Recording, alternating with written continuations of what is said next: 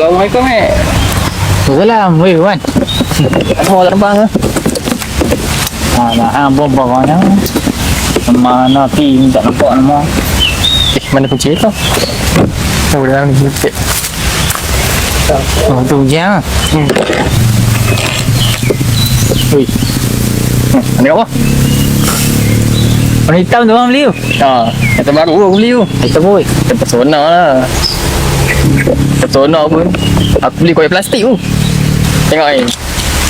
Apa dia orang beli tu? Aku beli nak tahu berapa harga. Dekat 45,000. Ya. Keluar kilang aku beli. Beli cash lah. Oi, apa cash? Hutang lah. Dah malam pakai kereta, hutang je. Oh. Janji dapat kereta. Okey. Sekejap. Mana kereta kan? Aku tak nampak pun. Hijau. Hijau. Weh, kita buruk tu. Jangan cakap macam tu. Aduh. Gaji mahal, kereta buruk je beli. Berapa tu beli kereta buruk? 1,300 lah aku beli. Alah, kereta buruk memanglah murah je beli. Murah lah. Tapi aku buat pun detail pun dah habis dekat 15,000 lah. Alah, kereta buruk kan tahu. Kereta buruk tu, hang beli kereta baru lah. Tapi dah aku minat nak beli kereta macam tu. Nak buat macam mana? Tak apa nitis lah kereta. Tapi dah aku minat sama. Tak kuat lah. Pelik nitis mana.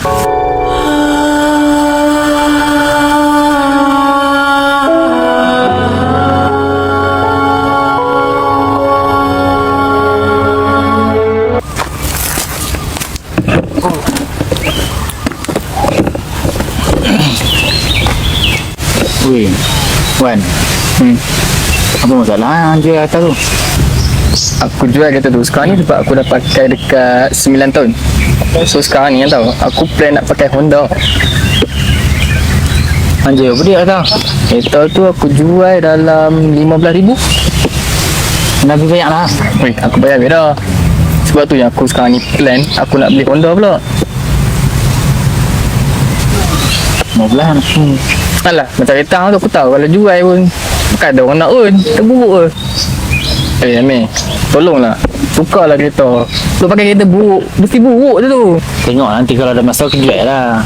Kereta ni banyak berjasa dengan aku kereta ni. Tak pernah buat masalah pun.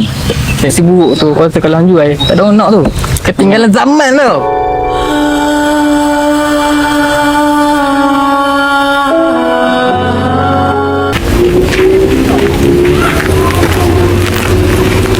Hei, kita buruk.